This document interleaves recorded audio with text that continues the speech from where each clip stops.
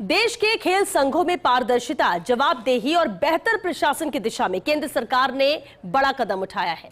लोकसभा में केंद्रीय खेल मंत्री मनसुख मंडाविया ने राष्ट्रीय खेल प्रशासन विधेयक और राष्ट्रीय डोपिंग रोधी संशोधन विधेयक 2025 पेश कर दिया है। सरकार अब राष्ट्रीय खेल बोर्ड का गठन करेगी और जिसके दायरे में सभी राष्ट्रीय खेल महासंघ आएंगे। अभी तक राष्ट्रीय स्तर की खेल संस्थाओं को भारतीय ओलंपिक संघ मान्यता देती थी। अब खेल संघों को मान्यता देना, मान्यता रद्द करना, फंड देने जैसे सभी काम राष्ट्रीय खेल बोर्ड करेगा। अब भारतीय ओलंपिक संघ पर खतरा मंडरा गया है। ये रिपोर्ट देखिए। देश में खेलों के प्रशासन को पारदर्शी और जवाबदेह बनाने के लिए केंद्र सरकार नया कानून बनाने जा रही है। लोकसभा में राष्ट्रीय खेल प्रशासन विधेयक और राष्ट्रीय डोपिंग रोधी संशोधन विधेयक 2025 पेश कर दिया है, जो जल्द ही कानून बन जाएगा। विधेयक के तहत राष्ट्रीय खेल बोर्ड बनाया जाएगा, जिसके पास राष्ट्रीय खेल महासंघों के लिए नियम बनाने और उनकी निगरानी करने की व्यापक शक्तियां होंगी। अब बीसीसीआई भी इस बोर्ड में आएगा। सभी मान्यता प्राप्त खेल महासंघों को केंद्र सरकार से फंडिंग पाने के लिए खेल बोर्ड से मान्यता लेनी होगी। बोर्ड में एक अध्यक्ष और सदस्य होंगे, जिन्हें केंद्र सरकार नियुक्त करेगी। ये लोग सार्वजनिक प्रशासन, खेल शासन, खेल कानून और संबंधित क्षेत्रों में विशेष ज्ञान या अनुभव रखने वाले होंगे।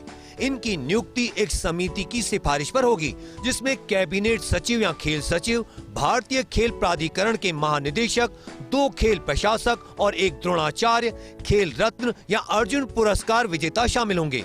खेल विधेयक की मुख्य बातें। इस विधेयक में खेल निकायों की मान्यता के लिए राष्ट्रीय खेल बोर्ड का प्रस्ताव है। विवादों को जल्द निपटाने के लिए खेल न्यायाधिकरण ट्रिब्यूनल की स्थापना का प्रस्ताव है। सिविल कोर्ट पर निर्भरता कम होगी, केसों का निपटान जल्द होगा। ट्रिब्यूनल चयन से लेकर चुनाव, खेल महासंघों और खिलाड़ियों से जुड़े विवादों को सुलझाएगा। विधेयक में अनुभवी खेल प्रशासकों की नियुक्ति पर जोर दिया गया है। कोर्ट द्वारा रिटायर्ड जज को प्रशासक के रूप में नियुक्त करने की प्रथा खत्म होगी। खेल संघों के चुनावों का प्रबंधन राष्ट्रीय खेल चुनाव पैनल द्वारा किया जाएगा। खेल संघों की आम सभा और कार्यकारी समिति दोनों में खिलाड़ियों का प्रतिनिधित्व अनिवार्य होगा। राष्ट्रीय खेल संघ की कार्यकारी समिति में कम से कम 4 महिलाएं शामिल होंगी। अध्यक्षों, महासचिवों और कोषाध्यक्षों के लिए स्पष्ट आयु और कार्यकाल सीमा निर्धारित। सभी राज्य और जिला स्तरीय इकाइयों को राष्ट्रीय खेल बोर्ड से पंजीकृत होना होगा।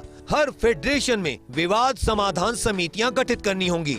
राष्ट्रीय खेल निकाय मुख्य रूप से अंतर्राष्ट्रीय चार्टर और विधियों द्वारा निर्देशित होंगे। बीसीसीआई भी राष्ट्रीय खेल प्रशासन विधेयक का हिस्सा होगा।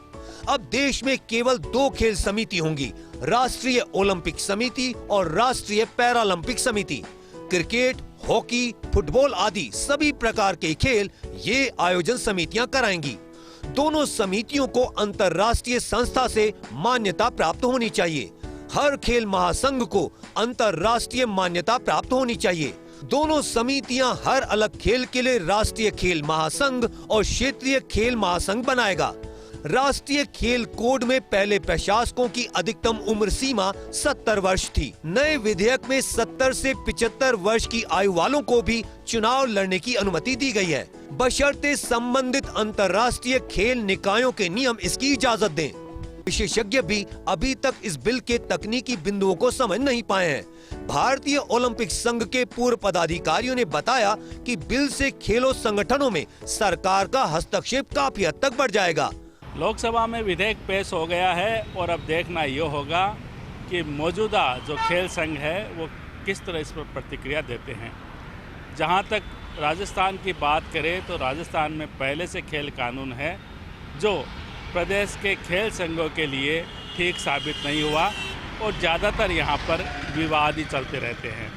ऐसे में देखना ये होगा कि जब केंद्र के स्तर पर नया खेल कानून बनता है तो वो कितना कारगर साबित होता है।